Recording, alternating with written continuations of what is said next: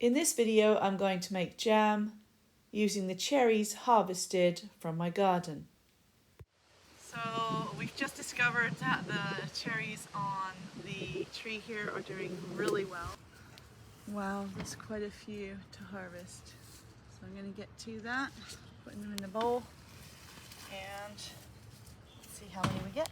Okay, there's 114 in there so far, and I'm just about to get some more from this one. I'll just take the darker cherries. There we go. Look like little tomatoes, don't they? I have these in the kitchen now, and what I want to do is turn them into jam. I'm just going to use a no-name brand pectin fruit pectin, and inside of the packet there is very basic instructions for making a jam, which is kind of handy because it is really that simple. I'm going to just read now the first instruction and then we'll follow it through.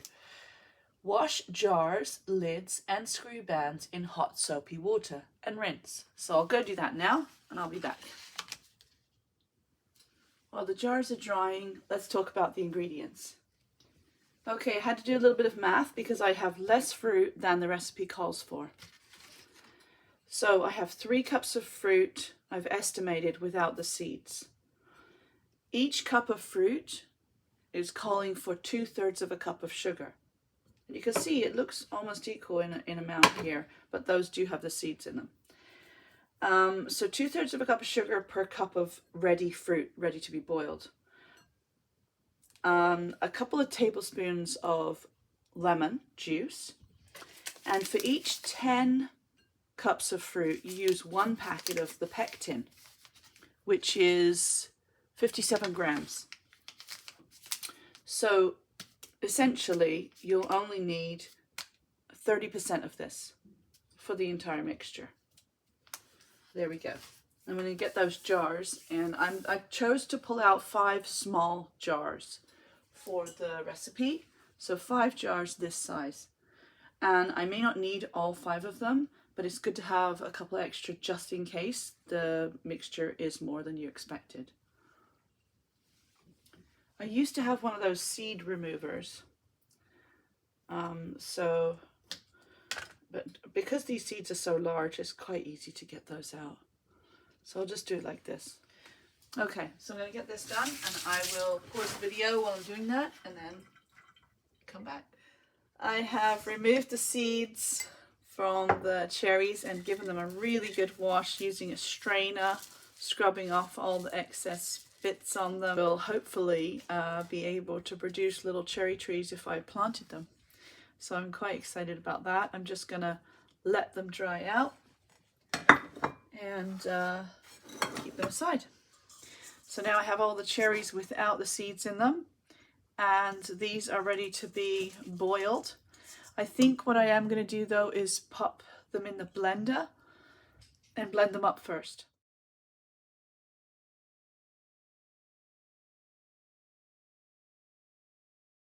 So while it was blending, I heard a little click and I stopped the blender, and I think maybe there might still be 1 seed in there. But now I'm going to take a look at the seed, inspect it, and make sure it's all in one piece, and it is. So that was a bit of luck. I guess I missed 1 cherry.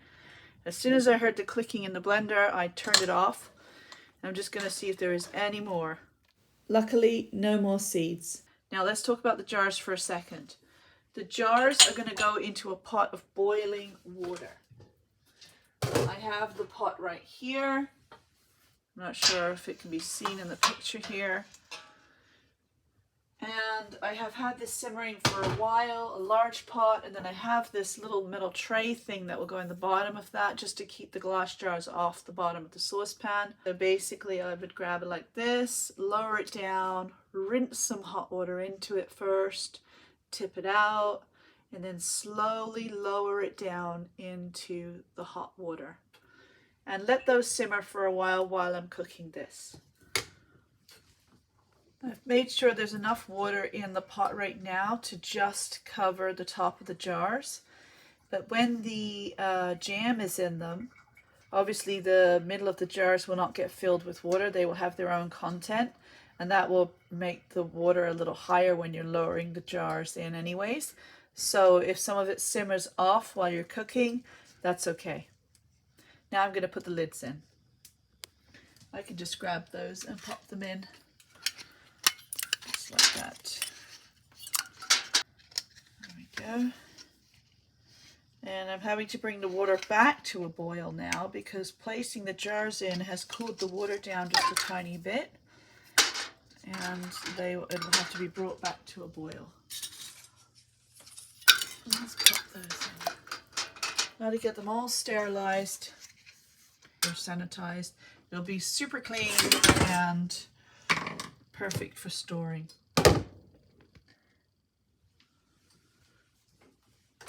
Okay, the jam is on the stove, and now I'm going to get the lemon, this guy. So I want to get 30% of that. I'm just going to estimate though, really, I'm not actually going to do a measurement. So 30% is close enough to a third of this package. I'm just going to go ahead and use a third. I'm not going to do specific measurements. A little bit extra is not going to hurt it. Yeah, a little more. There we go. Good stuff. That's going to go in, and then I'm going to get this lemon, because the lemon also helps it to become jelly-like. Let's see what the ingredient says about lemon. 2 tablespoons of lemon juice for 10 cups. So for 3 cups, I'm not going to need that much. But you don't have to like minimize it to 30%. You can still put like a tablespoon in. Well, I'll just do that. Tablespoon of lemon juice. It's roughly about right. Just the cherry mixture with the pectin and the lemon. And I'm going to bring it to a boil like it says. Add the sugar. Adding some sugar. I'll just add it all in. There we go. And give it a stir. Nice. It's already looking a little bit like jam, isn't it? Looks a bit like strawberry jam. There we go. And then it's going to come to a boil. Let's see if I can stir the boil out of it or not. Doesn't look like it. On the boil. And I'm going to put it off the heat now and stir it for 5 minutes. Okay, I'm going to continue stirring this for 5 minutes, and then I'll be back when it's time to put it in the jar. Okay, I'm going to start taking the jars out of the hot water. So I'm putting the scoop in, sterilize that first. Now I'm going to bring this guy over here. Let me just get a pad for this lovely, my friend made this cutting board and I don't want it to get burned, so I'm going to put this here, and now I have the scoop and I'm ready to start putting it in the jars. Here we go.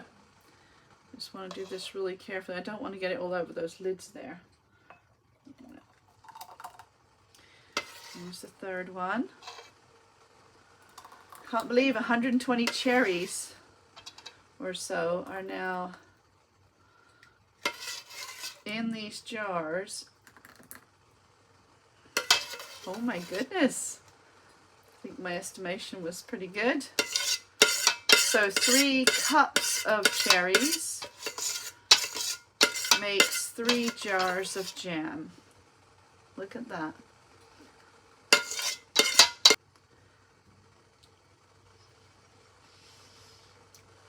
Oh my goodness. Jam is not allowed to taste that good. Oh. Wow, that is so good. Okay, I am literally I'm gonna get myself a slice of bread, and I am gonna get like a little butter knife or a little mini spatula, and I'm gonna get all this jam out of this pot and put it on that slice of bread because I do not want to waste any of it. But first I got to get these guys closed up. So paper towel, I'm dipping it in the boiling hot water, trying not to burn myself. It's not easy. I like half the paper towel, the rest is dry. Okay, so that was really hot. And now I'm going to get the lids, super cautious. Put that on there and leave it. I'm going to grab another one. Maybe just try to tap the liquid off of it.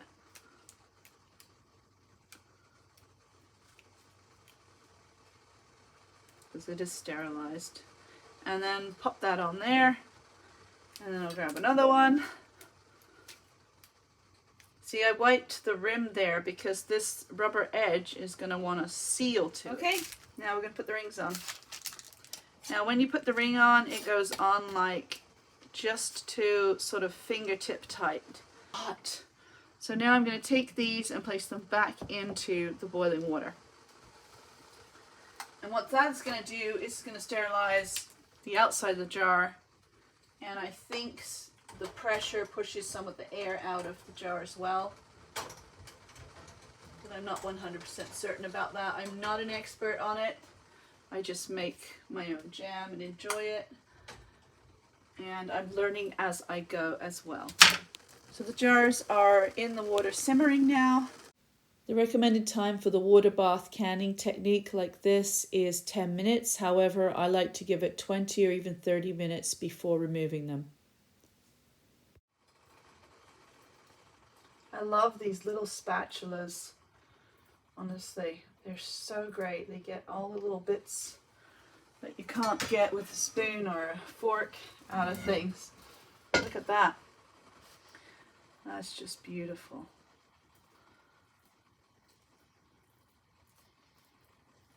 Huh. I wish you could taste this. It's so good. Hopefully you'll get a chance to make some. Now, if you don't have a cherry tree, it's fine. You can just go buy some cherries and do the same thing. And now you know with 3 cups of cherries, you can have 3 jars of jam. That's really good. The jars are coming out now. I hope you'll have some fun exploring the making of jam. So these guys here are going to be sitting, and eventually you're going to hear, well, you may not hear it because I would stop the video, but this little bump in the middle, it pops and it makes this little, and you're like, oh, that jar's ready. And then you just leave them to cool until they completely cool down, and then you can just store them in the cupboard. If you're enjoying the videos on this channel, please feel free to click subscribe. This year, at each stage of harvesting something from the garden and preserving it, I hope to make a video or take photos and share them with you. In this video, I used a method called water bath canning. And this is just boiling the water at boiling temperature and simmering the jars in the pot for a certain period of time. And this is perfectly fine for acidic fruits and relish, marmalade, jellies and jams, anything acidic. However, outside of the acidic family, you will need to use a pressure canner for safe canning methods. And from the cherry tree to the kitchen.